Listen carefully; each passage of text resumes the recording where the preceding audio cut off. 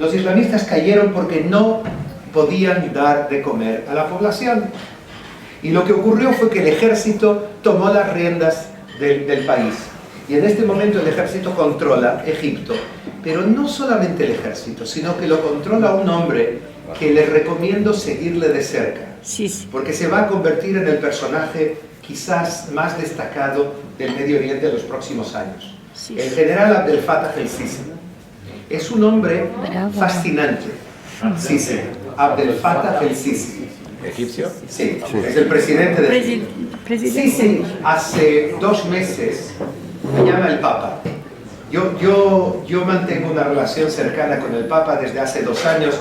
Estuve allí, le ayudé a organizar su visita a Israel, le organicé la plegaria que hubo en el Vaticano entre Pérez y el presidente palestino, y hay una relación muy cercana, y él me llama cada mes y medio al móvil, los domingos normalmente, que es el día libre que él tiene por la tarde. Está aburrido y llama a sus amigos. Y entonces un día me llama y me dice, hace 2 meses, me suena el teléfono y me dice, Enrique, soy Papa Francisco. Yo quería decirle, sí, yo soy Napoleón. Pero luego reconocí su voz de nuevo y le digo, no, Papa Francisco, diga. Y él me dice, viene mañana aquí Sisi. Dime tu opinión sobre él. Muy Yo le inteligente. expliqué mi opinión, pero le dije antes, Papa Francisco, ¿usted se acuerda de los protocolos de los sabios de Sion? Imagínense que nos están escuchando, seguro que alguien está escuchando el teléfono, y van a decir, el judío le dice al Papa lo que opina del musulmán. O sea, y él rió también, se rió mucho, y luego dice, ¿pero qué importa? Que escuchen lo que quieran. Y dice, dime tu opinión. Yo le dije, yo creo que Sisi puede ser un factor de cambio para el Medio Oriente, porque él entiende la amenaza del islamismo. Él está pegando golpes a Hamas que nadie pegó en la frontera. Él ha destruido miles de túneles entre el Sinaí y Gaza.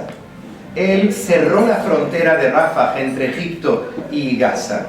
Y él es el más furibundo anti-islamista que hay en esta región. Con los hermanos musulmanes. Y contra los hermanos musulmanes. Encarceló y mató, no a pocos. En Egipto los tiene controlados y contra la pared. Claro que no hay que olvidarse que no los destruyó. No se puede destruir un movimiento de millones de personas, pero sí los reprimió de tal forma que yo creo que los próximos años serán más tranquilos, aunque aquí y allí ellos pueden hacer lío y lo harán, seguro. Reprimió a Y le digo todo esto al Papa y el Papa me dice, Enrique, escucha, tengo miedo de haberme olvidado de algo de lo que dijiste. ¿Te importa escribírmelo en un mail? Y yo me siento, le escribo un mail, se lo envío, y el día siguiente estuvieron 2 horas reunidos en Santa Marta. Y el martes me vuelve a llamar y me dice, todo lo que dijiste es verdad. Sisi me dijo que él se podría ocupar de Hamas mucho mejor que los israelíes, porque él no tiene cámaras de televisión internacionales ni organizaciones de derechos humanos que le controlan, y que está dispuesto a enviar fuerzas de la Liga Árabe para Cisjordania en caso de un acuerdo de paz, o para Gaza, lo que quiera Israel. Ahora yo les contaré que el Papa me lo insinuó, pero de hecho yo ya lo sabía esto, que hay un teléfono, 10 minutos, ok, que hay un teléfono rojo entre Jerusalén aquí y Cairo, en el que los 2 líderes se hablan continuamente cuando hay situaciones de crisis. Eso es algo que no existió jamás desde la firma del acuerdo de paz entre Israel y Egipto. Y más, Israel permitió que Sisi metiese en el Sinaí varias brigadas del ejército. Hay hoy en día aviones de combate, helicópteros, soldados, y Israel les da apoyo a nivel de inteligencia en la lucha contra Al-Qaeda y contra ISIS en el desierto del Sinaí. O sea que es una nueva situación. ¿Y quién hay por detrás de los egipcios? Por detrás de los egipcios no. Estados Unidos ha jugado un juego, en mi opinión, muy equivocado. Solo ahora vuelven a proteger a Sisi, porque estaban con los hermanos musulmanes, con la democracia, como si fuese posible democracia en un país así, en este momento. En cualquier caso, lo que ocurrió aquí es que quien está por detrás son los saudíes. Y los saudíes, el rey Salmán y anteriormente el rey Abdallah, yo mantengo contacto con su hombre, con su cara en el exterior, que es el príncipe Turki el Faisal, que está entre Nueva York, Washington y Riad. Y el Faisal propone a Israel algo que yo creo que era impensable hace una generación: el reconocimiento de Israel por parte de 57 naciones musulmanas a cambio de un acuerdo con los palestinos. Y esa es la llamada propuesta saudí o propuesta árabe, adoptada por toda la Liga Árabe y por todas las naciones musulmanas. Y si me preguntan a mí, ¿se acuerdan que les dije antes que me faltaba decir algo? Esa es la clave de lo que va a ocurrir aquí en los próximos años, con cualquier gobierno que sea formado en Israel, porque me parece que todo depende en esto del primer ministro. Y al primer ministro no le quedan muchas alternativas a ese nivel.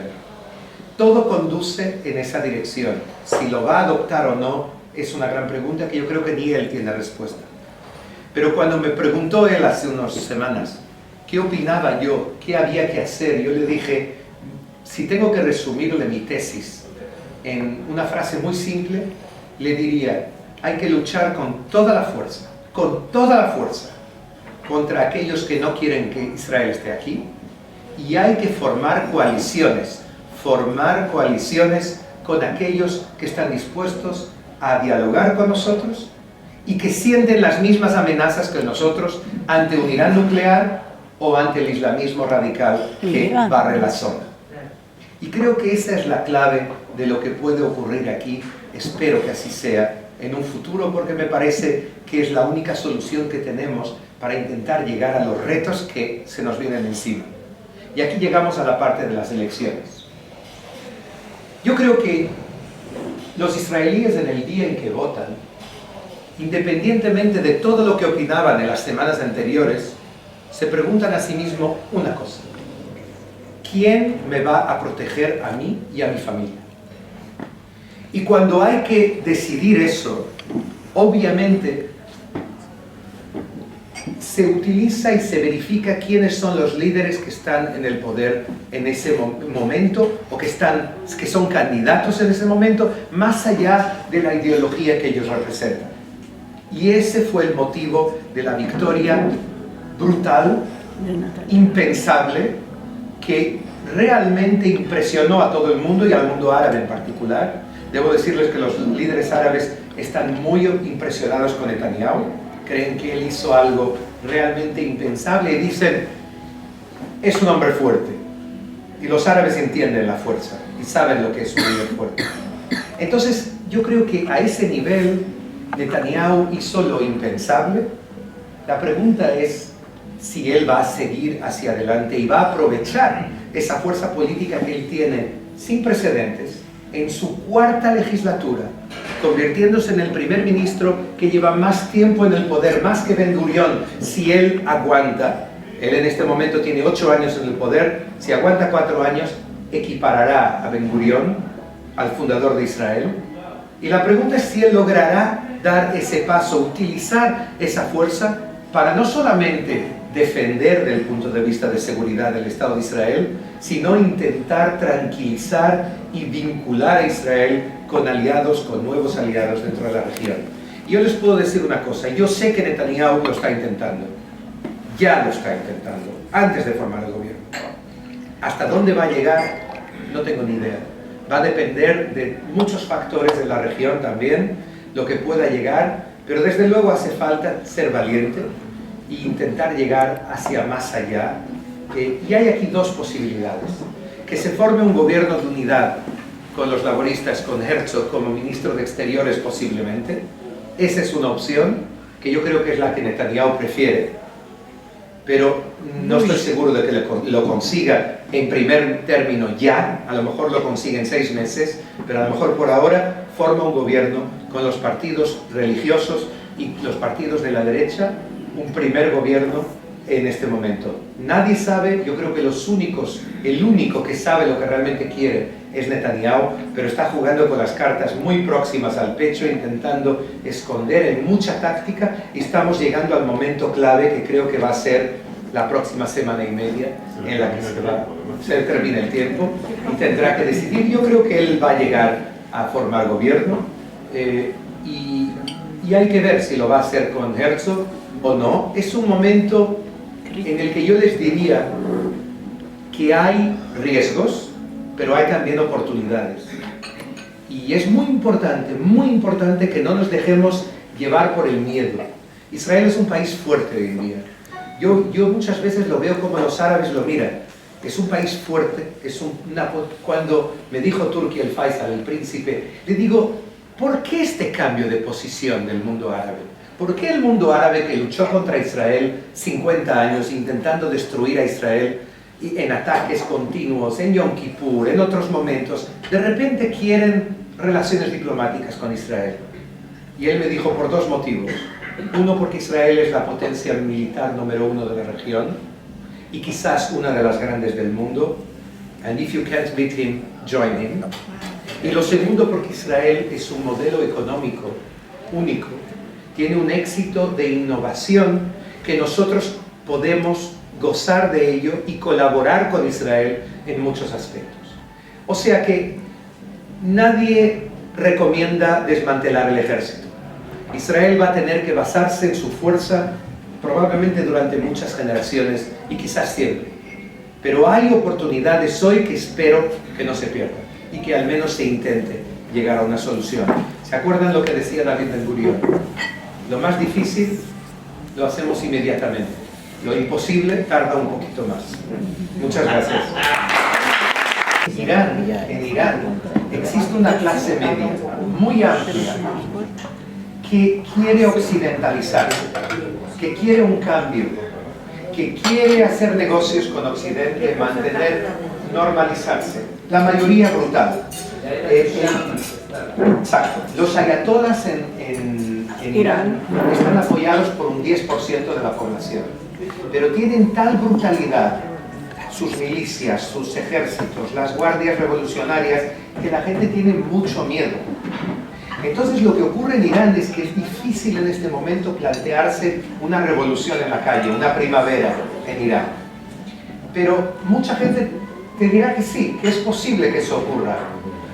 Yo tengo mis dudas. Yo mantengo contacto con la oposición iraní, que están en Europa, con un desertor del servicio diplomático iraní, que se llama Mohammad Hidari, es jefe de la oposición en Europa. Y él muchas veces me dice, la gente está harta de los ayatolás, sobre todo las mujeres, pero también muchos hombres. Quieren un cambio, quieren abrir las fronteras, quieren poder hacer conciertos de rock, quieren que las mujeres y los hombres se puedan reunir, hacer fiestas libremente en las casas de Teherán, no tener a las milicias encima si una mujer habla con un extraño en la calle. Lo cierto es que desde que llegó el presidente Rouhani y sustituyó a Ahmadinejad, el antisemita y terriblemente retrógrado que era ese hombre, Rouhani representa algo distinto. Rouhani, en primer lugar, es muy pragmático. Él es parte del régimen, él supuestamente tiene buena relación con los ayatolás, pero lo que a él más le importa es la economía. Él quiere mejorar la economía de Irán, quiere acabar con las sanciones, y el tema nuclear no le hace mucha gracia. Según informes de varios servicios de inteligencia iraníes que me lo han dicho, para él el tema nuclear es una quinta prioridad. Él quiere ante todo normalizar la situación política allí, pero tiene que ir con mucho cuidado porque el líder espiritual, el líder supremo, que está muy enfermo, se está muriendo, Ali Khamenei, tiene cáncer. Él es otra cosa. Khamenei quiere poder nuclear por varios motivos. Uno, para convertirse en el líder del mundo musulmán. Él sabe que poder nuclear o posibilidad de construir la bomba nuclear le dará el máximo poder en el mundo musulmán. Y segundo, porque quiere crear una dinastía. Quiere que su hijo sea su sucesor el día en que él se muera. Y él sabe que con poder nuclear eso será más fácil. Y tercero, porque ve Corea del Norte y dice, fíjate, los locos de Corea del Norte hacen lo que quieren y nadie se mete con ellos. ¿Por qué? Porque tienen poder nuclear. Pero una pregunta. ¿Por qué Turquía quisiera volver a tomar el lugar de Irán? Porque Turquía se está islamizando a pasos acelerados. El presidente, que antes era primer ministro, Erdogan, es un hombre que viene con un proyecto muy claro. Así como en los años 20 del siglo pasado Atatürk quiso acabar con el Imperio Otomano y crear una república laica, este hace todo lo contrario. Quiere ser el Ataturk islámico, quiere ser una especie de sultán que islamiza Turquía. Y en Turquía la clase media está concentrada en Estambul y es muy pequeña. En cambio la clase media baja es enorme y es llena de campesinos, de gente que está en pequeñas aldeas y que son muy próximos al Islam.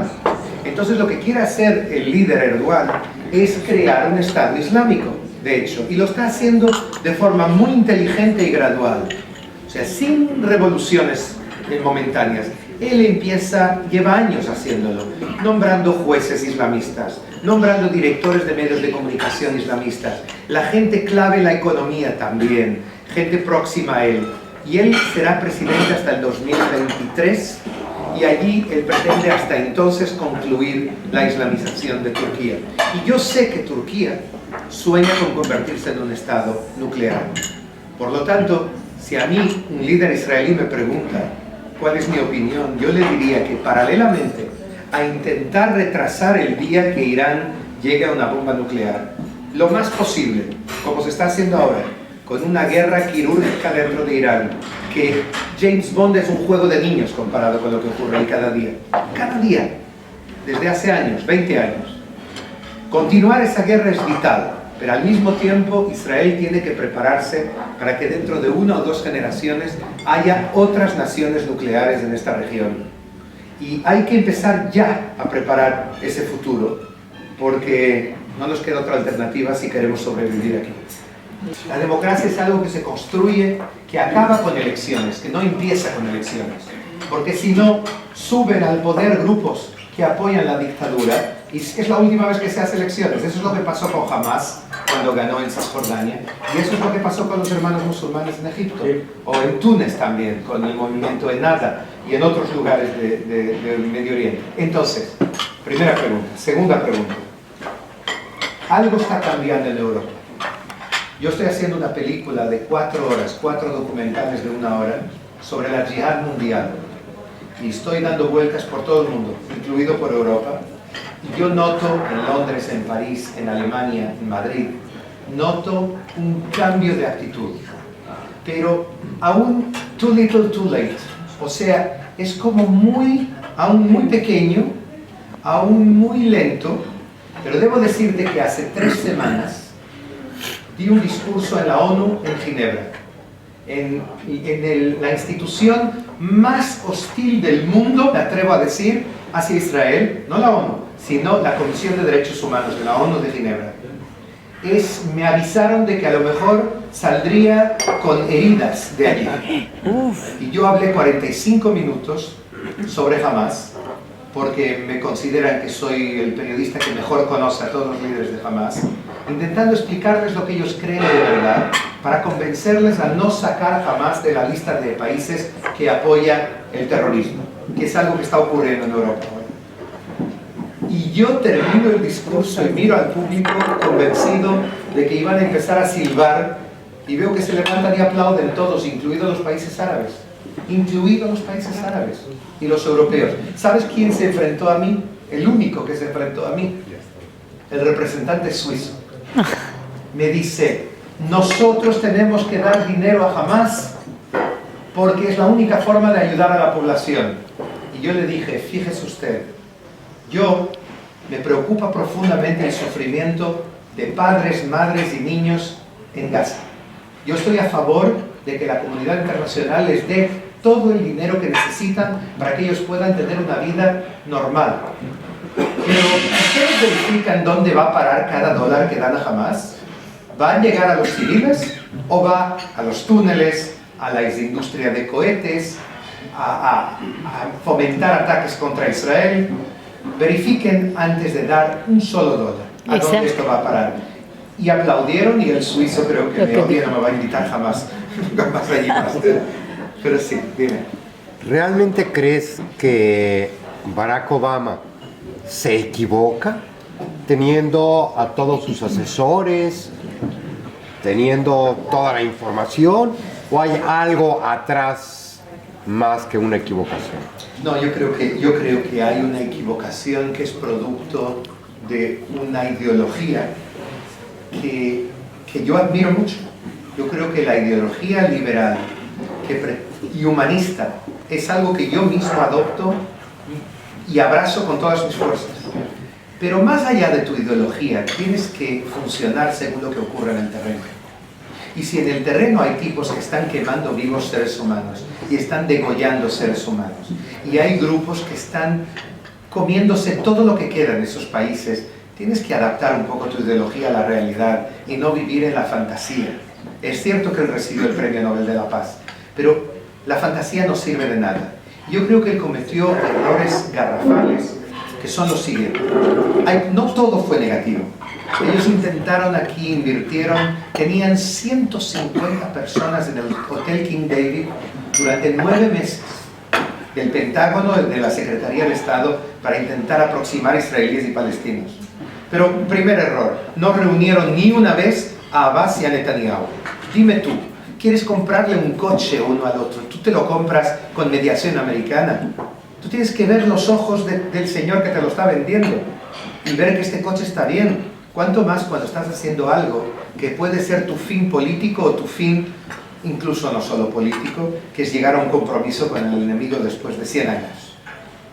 Por lo tanto, yo creo que hay un problema de mentalidad.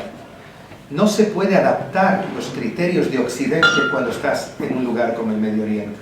Tienes que intentar entender la cultura local, entender cómo puedes negociar. Yo antes dije que no creo que se pueda llegar a un acuerdo entre israelíes y palestinos solos. ¿A qué me refería? Me refería, y los americanos empiezan a entenderlo ahora, incluso Obama empieza a entenderlo, la única forma es que las dos partes tengan beneficios brutales de ese acuerdo.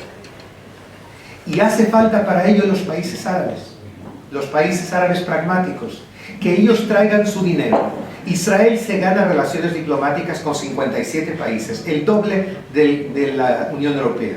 Imagínate lo que son las relaciones comerciales con 57 países. Imagínate lo que cambiará a ese nivel. Es el sueño de Ben Gurión, el mundo árabe, el mundo musulmán, reconociendo el Estado de Israel.